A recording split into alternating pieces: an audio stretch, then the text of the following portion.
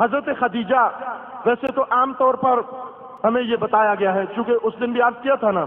کہ ہم تو سن کے اور قدیم سے سنتے آ رہے ہیں، اور سن کے اتنی فرصت ہی نہیں ملی، کبھی غور بھی تھوڑا کر لیا کریں۔ صرف سننے پہ بنا رکھی ہوئی ہے، صرف سننا اپنے لیے ہم نے مقرر کیا ہوا ہے کہ ہم تو سنتے ہی رہیں گے، اور سن کے پھر انہوں نے لکھ بھی دیا کہ شیعہ ہی اہل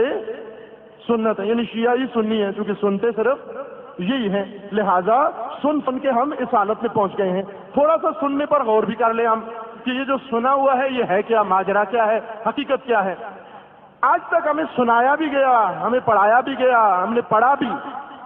کہ حضرت خدیجہ مکہ کی بڑی مالدار خاتون تھی، اور ان کی ثروت و مال کے چرچے پھر ہر زبان زد عام و خاص ہیں کہ بڑے مالدار تھی حضرت۔ اس میں کوئی شک نہیں ہے کہ حضرت خدیجہ مکہ کی مالدار عورت تھی، لیکن مکہ کی مالدار عورت مکہ کی ہی مالدار عورت ہیں۔ یہاں پر ذرا توجہ کے ساتھ، مکہ کی مالدار عورت مکہ کی مالدار عورت ہیں، نہ کراچی کی مالدار عورت، نہ اس وقت پوری دنیا کی حساب سے آپ دیکھیں جو آج مالداری کا تصور ہے۔ مکہ اس وقت شہر تھا، ایک چھوٹا سا گاؤں، ایک بہت ہی چھوٹا سا محدود سا گاؤں۔ اس گاؤں کے اندر کچھ تاجر رہتے تھے، معیشت کے اعتبار سے بات کر رہا ہوں، نہ اعتقادات کے حوالے سے، تھے تو بت پرست، تھے تو سارے مشرک، لیکن ان مشرکوں میں چند طبقے، ان میں سے کچھ محدود گھرانے یا محدود افراد وہ تجارت کیا کرتے تھے، اور تجارت میں اس وقت ہر وہ انسان جس کے پاس اپنے کھانے پینے کے لیے کچھ ہو، کسی کے ہاں دوری نہ کرتا ہو، اس کو مالدار کہا جاتا تھا، سمجھا جاتا تھا۔ اور ہر وہ انسان جو دوسروں کے ہاں کام کرنے پر مجبور ہوتا تھا، وہ یا غلامی اختیار کرتا تھا یا دوسروں کے ہاں ملازمت کیا کرتا تھا۔ تو حضرت خدیجہ مکہ کی مالدار عورت تھی، لیکن مالیت کا وہ تصور جو مکہ کے اندر موجود تھا، نہ وہ تصور جو آج آپ کے ذہنوں میں موجود ہے کہ وہ ایک ملینئر عورت تھی، وہ ایک بلینئر عورت تھی۔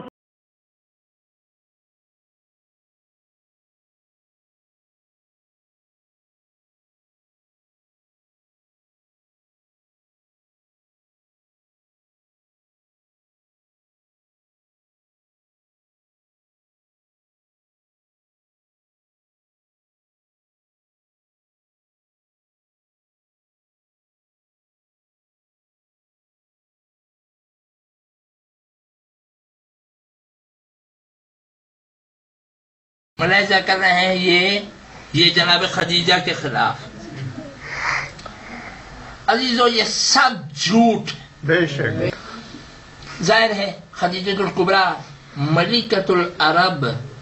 جس کی پراپرٹی میں کم از کم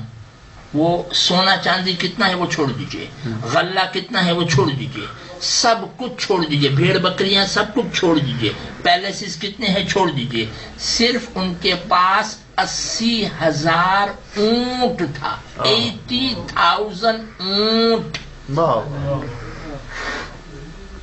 بھائی آج اگر کسی کے پاس 10 اونٹ ہو نا، 10 اونٹ، تو وہ ملینئر نہیں بلینئر ہے آج۔ 10 اونٹ ہو، 10، یہ 80 اونٹ نہیں، 800 اونٹ نہیں، 8,000 نہیں، 80,000۔ یہ یوں ہی ملکۃ العرب نہیں بنی تھی، ان کے 80,000 مکے میں نہیں رہتے تھے، پورے عرب میں ٹریڈ ہوتا تھا تو ان کے کیملز پر،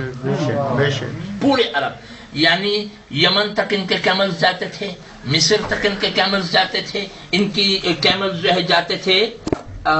شام تک، اور بھی بہت سے علاقوں میں 80,000 کیمل کی خود مالکہ ایک اکیلی۔ بے شک بے شک۔ میں اس لیے یہ فگر دے رہا ہوں تاکہ آپ کو محسوس ہو کہ جس بی بی کے پاس 80,000 کیملز تھے، اونٹ تھے، اس نے پوری دولت جب لٹائی ہے نبوت پر،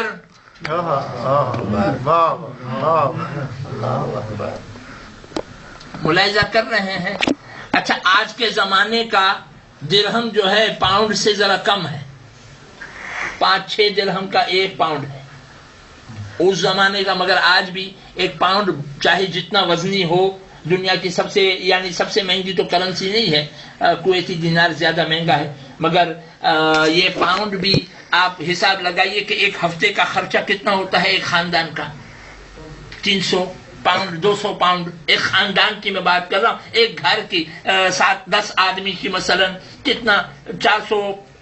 پاؤنڈ ایک ہوتا ہوگا, یعنی 300 پاؤنڈ آپ لے لیجئے. ایک ہفتے کا خرچہ ایک گھرانے کا 8-10 آدمیوں کا,